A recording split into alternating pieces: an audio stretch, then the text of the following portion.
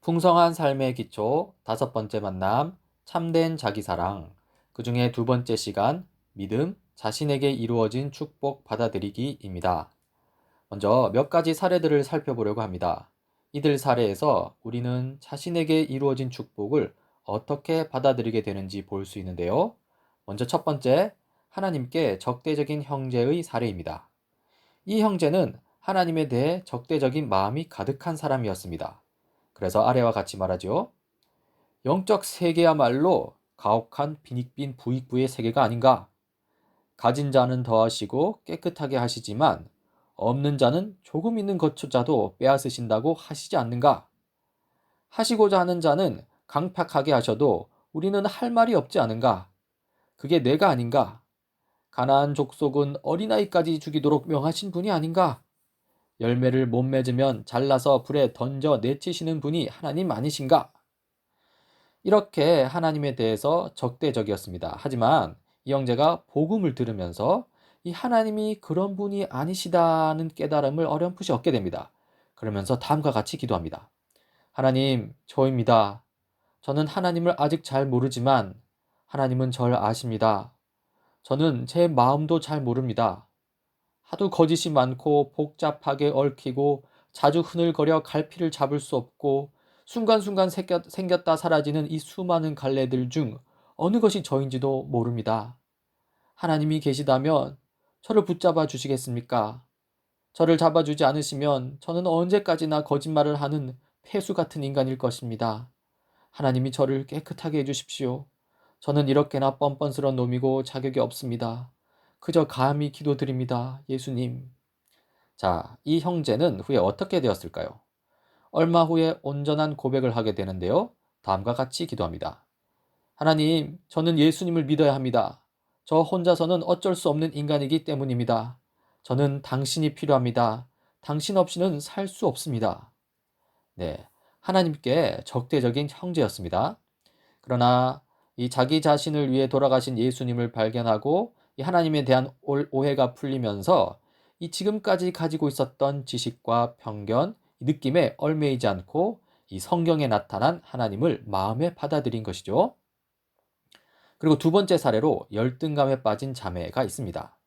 이 자매는 자기 자신이 이 가치가 없다, 이 무가치하다는 이 부정적 감정에 함몰된 사람입니다. 다음과 같이 말하죠.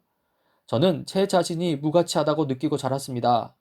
집에서 엄마는 끊임없이 나를 언니와 비교했고, 외모나 공부나 거기에 성격까지 별로였던 나는 정말 나 자신이 별 볼 일 없는 존재라고 느꼈습니다. 학교에서는 밝은 척 하면서 친구들과 어울리지만 내 마음속에 있는 가시가 가끔씩 튀어나와서 친구들과도 좋은 관계를 유지하지 못했습니다. 이런 나를 하나님께서 사랑하신다는 사실을 처음에는 받아들이지 않았습니다. 언니나 다른 사람들을 사랑하신다면 이해가 되겠지만 나를 사랑하신다는 말씀은 내게 어색했습니다. 네. 이런 이 부정적인 감정 속에서 이 하나님의 사랑 이야기를 반복적으로 듣게 되는데요.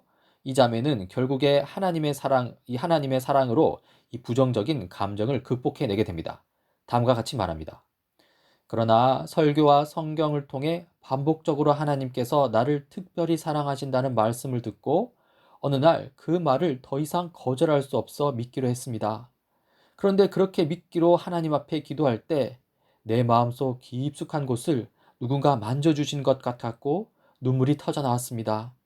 누구도 내가 소중하다 하지 않았는데 나를 위해서 돌아가시기까지 하신 주님의 사랑이 내게 크게 다가왔습니다. 그날 이후 저는 제 속에서 끊임없이 들려오는 부정적인 소리 대신에 하나님께서 나를 위해서 하신 일을 주장하기로 했습니다. 네. 이 두 번째 사례의 자매는 이 자기 자신에 대한 부정적인 감정에 빠져 있었지만 하나님이 자기를 사랑하신다는 말씀을 반복적으로 들었고요. 그리고 결국에는 하나님 사랑을 받아들이고 이 부정적인 감정에서 빠져나오게 된 것이죠. 물론 그 이후에라도 이 부정적인 감정이 계속 올라왔습니다만 이 하나님의 사랑을 기억하며 그 감정을 거절할 수 있었습니다. 그리고 세 번째 사례로 이 가족의 사랑을 경험하지 못한 자매의 이야기입니다. 이 자매는 아버지가 일찍 돌아가시고 이 부모의 사랑을 경험하지 못한 사람입니다. 저는 제 아버지를 한 번도 본 적이 없습니다. 태어나기 전에 아버지가 돌아가셨기 때문입니다. 저를 키우시기 위해 어머니는 저를 할머니에게 맡기고 일을 나가셔서 저는 어릴 적부터 제대로 된 가정을 경험해 보지 못했습니다. 네, 그렇죠. 그러나 이 자매는 하나님의 사랑을 깨닫고 가족의 사랑을 경험하게 됩니다. 그리고 새로운 소속감도 경험하게 됩니다. 그런데 하나님께서 저를 하나님의 딸로 받아주셨다는 것을 알게 되었을 때 하나님께서 아버지가 되신다는 사실은 놀라운 소식이었습니다. 뿐만 아니라 영적 아버지가 생기자 제게 영적 형제자매, 즉 영적 가족들이 생겼다는 사실을 알게 되었습니다. 나이 들어 뒤늦게 교회를 다니기 시작했지만 이제야 교회를 왜 다니는지, 왜 성도의 교제가 중요한지 깨닫게 되는 것 같습니다. 우리 모두의 아버지가 한 분 하나님이시니까요. 네. 이 세 번째 사례의 자매는 한 번도 제대로 경험해 보지 못한 이 가족의 사랑을 하나님 안에서 비로소 경험하게 됩니다. 그리고 교회 공동체를 통해서 이 가족 간의 사랑이 무엇인지 더 풍성하게 누리게 되지요. 이렇게 사례를 통해 살펴본 형제 자매들은 모두 구원의 축복을 누리는 사람들입니다. 이들은 은혜로 구원을 얻은 사람들입니다. 네. 이 구원을 얻는다고 했는데요. 이 앞선 사례에서 나타나듯이 우리가 그리스도 예수 안에서 이루어진 영적인 사실을 믿을 때 우리 속에는 놀라운 변화가 일어납니다. 구원을 얻는 것인데요. 이것은 단순히 영혼의 구원을 얻는 것만이 아니라 총체적인 삶의 구원을 얻게 되는 것입니다. 그러면 어떻게 구원을 얻는 것일까요? 먼저 에베소서 2장 8절을 읽어보겠습니다. 여러분은 믿음을 통하여 은혜로 구원을 얻었습니다. 이것은 여러분에게서 난 것이 아니요 하나님의 선물입니다. 네. 많은 사람들이 하나님을 직접 경험해 봐야 비로소 하나님을 받아들일 수 있다고 말합니다. 그래야 변화된 삶을 살 수 있을 것 같다고 이야기합니다. 그러나 그렇지 않습니다. 구원은 나의 경험으로 얻어지는 게 아닙니다. 구원은 믿음으로 이루어지는 것이죠. 그러니까 하나님의 말씀을 들음으로써 그 말씀을 믿음으로써 하나님을 받아들일 수 있다는 것입니다. 그러면 확실하게 변화된 삶을 살게 됩니다. 이것이 바로 참된 구원의 모습인 것이죠. 우리는 믿음으로 은혜의 복음을 주장해야 합니다. 나는 그리스도 예수 안에서 받아들여졌습니다. 나는 그리스도 예수 안에서 특별한 존재입니다. 나는 그리스도 예수 안에서 하나님의 새로운 공동체에 속했습니다. 이렇게 하나님의 말씀을 떠올리면서 의심날 때마다 계속 주장해야 합니다.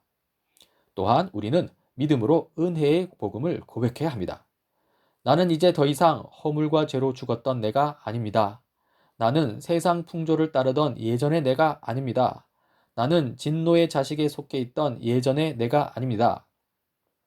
이렇게 하나님의 말씀을 생각하면서 예전의 나로부터 벗어나서 은혜의 복음, 구원에 들어갔음을 고백해야 합니다. 이 기독교의 핵심 메시지는 이렇습니다. 우리가 예수님을 믿을 때 그리스도 안에 속하고 그 속에서 완전한 피조물이 되었다는 것이죠. 우리는 이러한 핵심 메시지를 말하는 성경 이야기에 익숙해져야 합니다. 세상 이야기에 평소에 노출되는 만큼 성경 이야기에도 노출되어야 합니다. 이 성경 이야기를 가까이 하지 않으면 우리는 다시 두려움과 불안, 죄책감과 허물하는 예전의 내 모습으로 돌아가게 됩니다. 매우 힘든 과정을 겪게 되는 것이죠. 여기서 부인해야 할 것과 사랑해야 할 것이 있습니다. 먼저 우리가 부인해야 할 것입니다. 바로 그리스도 안에 있기 전에, 그러니까 그리스도와 관계없을 때의 우리 모습입니다. 허물과 죄로 죽었던 나, 세상 풍조를 따르던 나, 진노의 자식에 속해 있던 나, 이런 예전의 내 모습은 부인해야 할 나입니다. 한편 우리가 사랑해야 할 것도 있습니다. 바로 그리스도 안에 있는 나입니다. 그리스도 예수 안에서 새롭게 만들어진 나, 하나님이 특별한 존재로 만드신 나, 그리스도를 통해서 완전히 받아들여진 나, 이 예수님 안에서 새로이 변화된 나는 사랑해야 할 대상입니다. 새로이 변화된 내 모습을 사랑하는 가장 좋은 방법은 그러한 나를 더욱더 활성화시키는 것입니다. 어떻게 활성화시킬 수 있을까요? 네, 바로 성경 이야기를 가까이 하는 것입니다. 성경을 통해 내게 베풀어 주신 그 은혜의 복음을 자꾸 접해야 합니다. 그리고 또 사랑해야 할 것이 있는데요. 바로 건전한 욕망과 욕구입니다. 이 사랑해도 되는 대상이라고 표현하면 어떨까요? 식욕, 수면욕, 성욕, 성취욕 등등은 이 과하지 않도록 절제할 필요는 있습니다. 그러나 그것 자체를 부정해서는 안 됩니다. 이 하나님의 창조 원리에 따라 우리가 긍정해야 할 것이고요. 이 풍요로운 삶을 위해서 우리가 누릴 수 있는 것들입니다. 즉, 올바른 자기 부인이 있는데요. 먼저 부인해야 할 나와 사랑해야 할 나를 분별하여 구분해야 합니다. 그리고 난 다음에 부인해야 할 나는 부인해야 하고요. 사랑해야 할 나는 사랑해야 합니다. 그리스도인이라고 무조건 다 부인하는 것은 잘못된 생각이고 큰 오해입니다. 이 올바른 자기 부인과 그리스도인의 관계를 보자면요. 이 그리스도인이란 믿음으로 하나님의 사랑을 받아들여서, 이거 하나님의 사랑이죠. 이 하나님이 새롭게 부여하신 놀라운 신분에 걸맞게 살아가면서 자기 사랑이고요. 예수를 알기 전에 물들어 있었던 오래된 잘못된 습관들을 벗어버리는 자기 부인입니다. 그런 사람들입니다. 성경 이야기에 나타난 복음의 진리를 믿음으로 받아들이면서 그리스도인으로서 풍성한 삶 누리는 저와 여러분 되길 간절히 바랍니다.